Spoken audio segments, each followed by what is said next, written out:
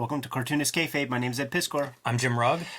We're going to look at some Hergé Tintin process stuff, man, with Tintin and Alph-Art, published by Little Brown. But first, Jimmy, what do you have? Well, very quick. Speaking of Little Brown, my publisher, The Plain Janes, one of my books that's still in print about a bunch of high school artists that start doing public art and get in all sorts of trouble over it. The perfect book for the upcoming gift season for the young adult reader in your life. The other thing is, Octobrion in 1976, world's first blacklight comic. I have a 350-page PDF of the making of this book available on my website, jimrugg.com. You can also join me on patreon.com/jimrugg, where you can download zines and out-of-print zines and mini-comics. You can see a lot of my original art, a lot of my process. We talk about tons of process here on the show. My Patreon is just focused on my process of how I make the books I make, like Octobrion and Street Angels. So patreon.com/jimrugg.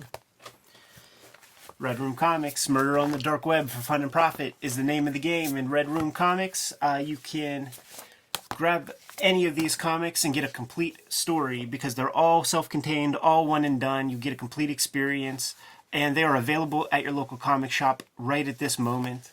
We're going to be collecting these comics into a trade paperback with about 60 pages of additional material November 9th, so put in your orders for that. You're going to get a lot of behind-the-scenes intel in what makes this tick, if you're curious. I love that one.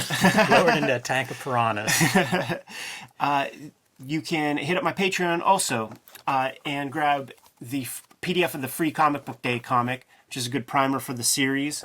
It's up there for free, or throw down $3 for the complete archive of Red Room.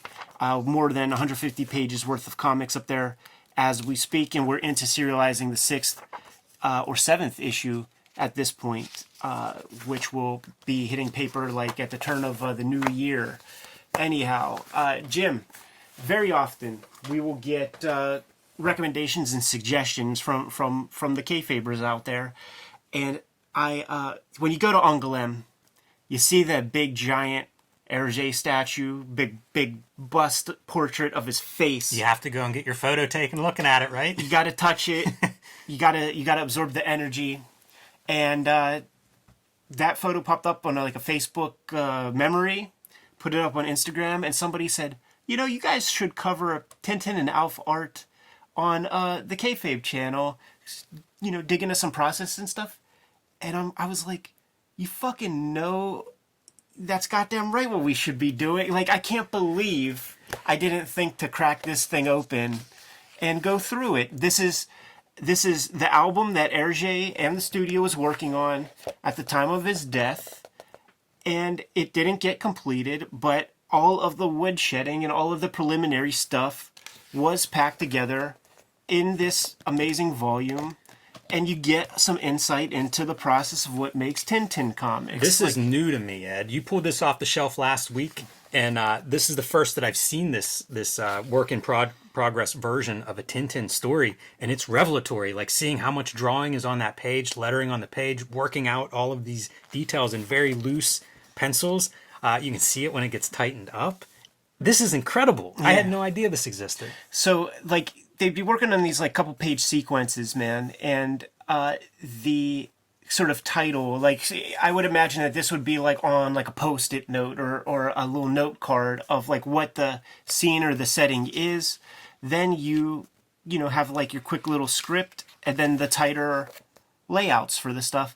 Obviously, as things go, it's going to get looser and looser because he didn't have a chance to do the proper pencils. But one of the things that they describe in the upfront portion of this is he would have this this epic story to tell. Maybe might know the ending of the thing, but the journey to get there, always a surprise. Always taking down notes, information to try to make the best 2-page sequence he could come up with. Certainly when it was in serialization, that was the modus operandi.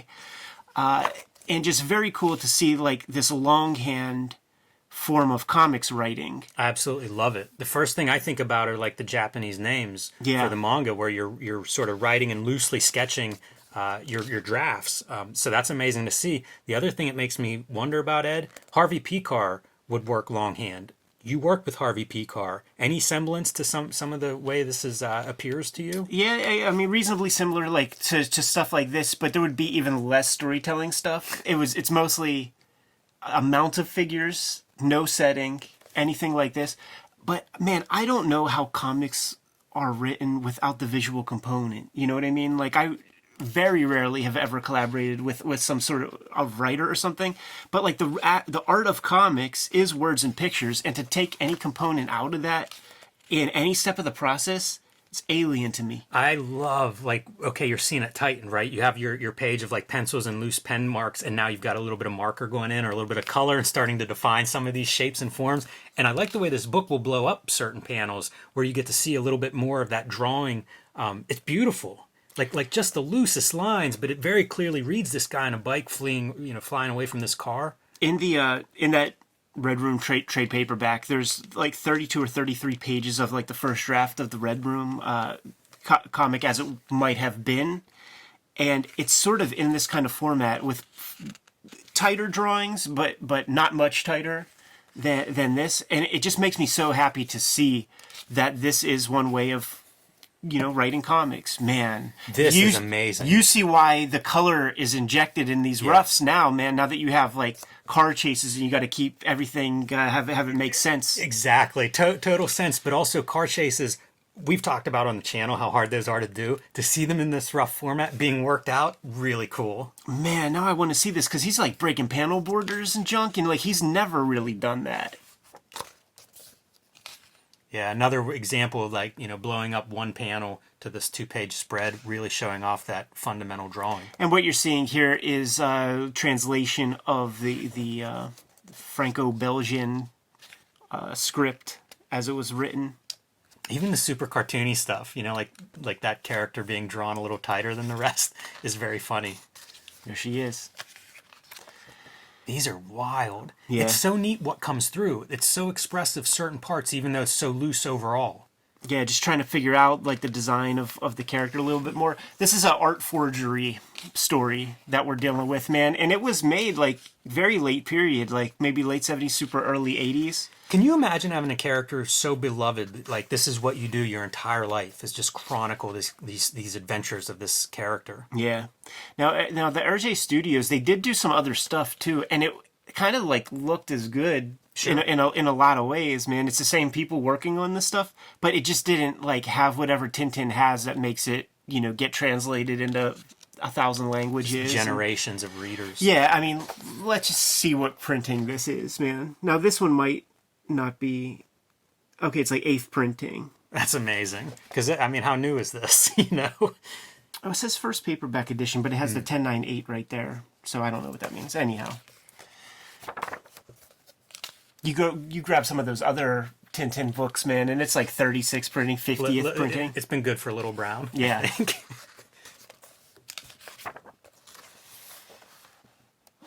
Any idea how big these are? That's a good question, man. Probably typing paper size, I'm going to imagine, man. Yeah, only they have to code it like A4. A4, yeah, A3. I was going to like be a dick and like say that stuff, but I know I would say the wrong one. Yeah, I don't know which one it was either. I always A4 forget. Even a thing. Whenever we go to do our shit at Denmark, man, and they're talking A3, A4, it's like 8.5 by 11 or 11 by 17, motherfucker. There's going to be some more tighter pieces. Okay, yeah. So, rediscovered pages where, it's Hergé in hippie land, man, where he's got to draw some, like, more updated outfits, like, I guess, pimps and things, man. I love it. And they're, like, standing in front of, if it's about art or whatever, standing in front of paintings or something. Very cool. Yeah. We're going to see some real cool character designs coming through here. That's neat. That character reminds me of something like a Chester Gold villain. This one right here. The Pox or something. Yeah. I was thinking of, like, Al Jaffe's, like, self-portrait from a certain period. How bizarre. Look at these guys. Looks like cult members or something. Like a crossover with the Fabulous Furry Freak Brothers.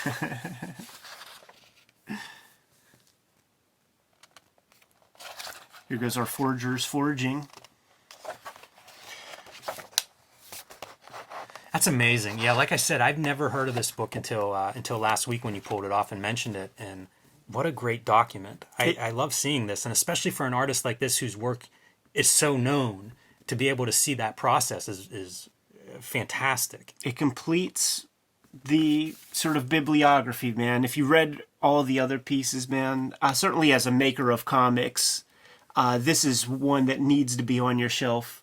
Hergé process, who'da thunk it, you know? And well, guess what? There's a whole volume of that stuff. It doesn't quite get, there's no commentary or anything like this, but the stuff that's inferred upon each and every one of these pages is something that you could take for your own process, be it writing, composing, setting up story structures, any of that stuff.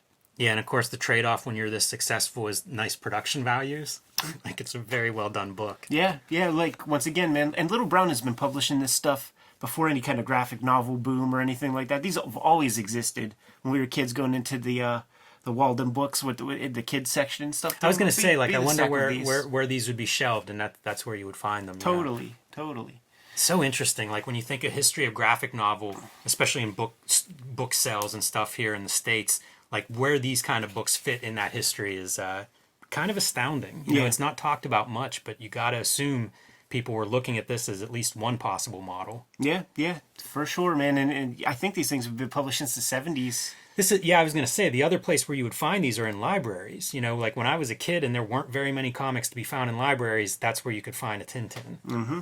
Yep, that collections of Peanuts, Doonesbury. Prince Valiant. Every now and then, man. If you're lucky. Anyhow, read them and weep. Kayfabers, like, follow, subscribe to the YouTube channel with the bell. Will notify you when new vids are available. It's out there, Jim. Join me on patreon.com/JimRugg, where you can download my out-of-print zines and minis. You can see my original art, script, how I make the comics I make, like Plain Jane's from Little Brown and Street Angel at patreon.com/JimRugg. Red Room Comics, Murder on the Dark Web for fun and profit. Grab your Red Room Comics at your local comic shop. Every issue completely self-contained. Hit up the link tree in the description below to order the ones that you're missing, or hit up my Patreon, patreon.com/EdPiscor. $3 for the archive there. And you get the comics before they hit paper. What else, Jimmy? Subscribe to the Cartoonist Kayfabe e-newsletter at the links below this video. You can also find Cartoonist Kayfabe t-shirts and merchandise at the links below this video. Give them those marching orders, man. We're going to be on our way. Make more comics.